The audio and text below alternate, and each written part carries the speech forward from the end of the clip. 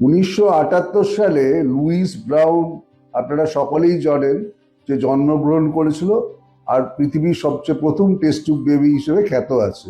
এই কাজটার পরে আজ আজ কয়েক দশক ধরে আইভিএফ প্রসেসটার বিভিন্ন স্তরে উন্নতি হওয়ার ফলে এখন আমরা আইভিএফ এর একটা প্রধান স্টেপ হচ্ছে এগ ফ্রিজিং বা এমব্রায়ো ফ্রিজিং, যেখানে আমরা আজকে বর্তমান প্রযুক্তিতে আমরা এগস বা এমব্রায়োটাকে ফ্রিজ করে রেখে দিতে পারি ফর ফিউচার ইউজ। আমাদের কাছেই যেমন অনেক বাংলাদেশি কাপল আছে যাদের প্রথম বাচ্চাটা হয়েছিল তাদের স্পার্ম আর এগ ফার্টিলাইজ করে এমব্রায়ো দিয়ে, এবং এরা অনেকেই তারা 3 বছর পরে ফিরে আসেন আবার সেই এমব্রায়ো দিয়ে বাচ্চা করার জন্য এবং সার্থক হন।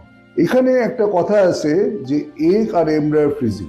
এগ ফ্রিজিং হচ্ছে একজন মহিলার থেকে ডিমটা নেওয়া এবং তার শরীর থেকে আমরা একাধিক ডিম তৈরি করি এবং ডিম তৈরি করার পরে আমরা সোনোগ্রাফির সাহায্যে একটু হালকা অ্যানেস্থেশিয়া দিয়ে ডিমগুলো বার করে আনি, করে এই ডিমগুলোই আমরা ভিট্রিফিকেশন পদ্ধতির মাধ্যমে স্টোর করে রেখে দিই ফিউচার ইউজের জন্য। ওয়ারাস এমব্রায়ো ফ্রিজিং এ কি হয়, ওটা তার স্বামীর শুক্রর সাথে বা পার্টনারের শুক্রর সাথে ফার্টিলাইজ করে রেখে দেওয়া হয় ফর ফিউচার ইউজ। এই প্রসঙ্গে বলা যেতে পারে যে এমব্রায়ো ফ্রিজিংটা হচ্ছে more practical, easily reproducible and future fertility চান্সটা অনেক বেশি in comparison with egg freezing এর থেকে।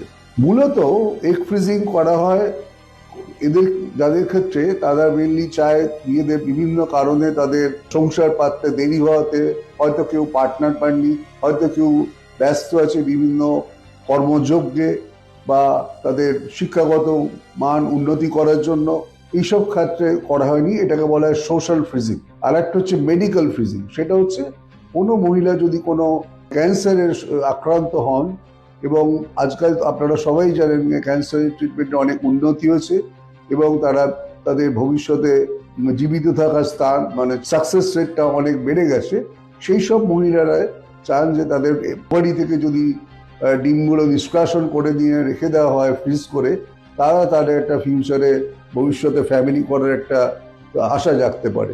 এইসব মহিলাদের করা হয়। বা কোনো মহিলা যারা সার্জারি করতে যাচ্ছে কোনো এমার্জেন্সি কারণে বা কোনো টিউমারের কারণে, ওভারিয়ান সিস্টের কারণে, তারাও অনেকে এটা করতে পারে যে তাদের ডিমগুলোকে প্রিজার্ভ করার জন্য। এইসব বিভিন্ন কারণে এগ ফ্রিজিং কনসেপ্টটা এসছে এবং করা হয়, এবং এটা পাশ্চাত্য জগতে খুবই পপুলার, বিশেষ করে অনেক ইউরোপিয়ান কান্ট্রিজে। আমাদের দেশে এর ক্রমশ মানসিক পরিবর্তন হওয়াতে এর চাহিদাটাও বেড়ে গেছে এবং ভবিষ্যতে ফলপ্রসূ হচ্ছে।